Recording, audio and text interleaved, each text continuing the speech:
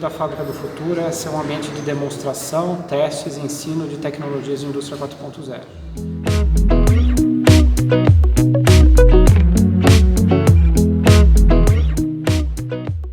Nós escolhemos o skate para ser o nosso produto exemplo, um produto que vai na linha de produção e permite a aplicação de várias tecnologias, como o MES, o sistema de gestão da manufatura integrado com visão computacional.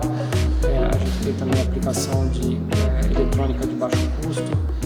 Nós temos a aplicação de manufatura aditiva para fazer peças finais de produção.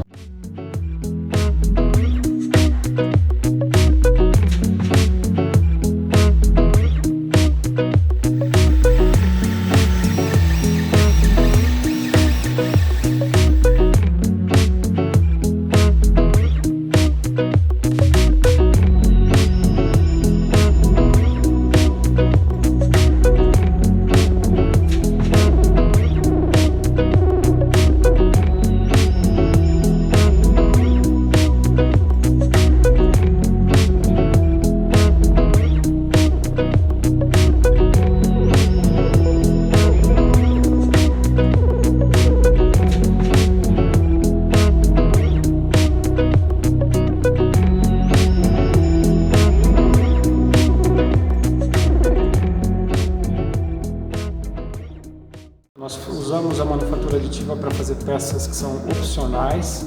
Então, na nossa história aqui da linha de produção, os opcionais podem ser de diversos tipos. Então, o cliente escolhe opcionais e, com isso, cada opcional tem uma escala de produção mais baixa. E, então, torna-se viável fazer o opcional usando manufatura aditiva.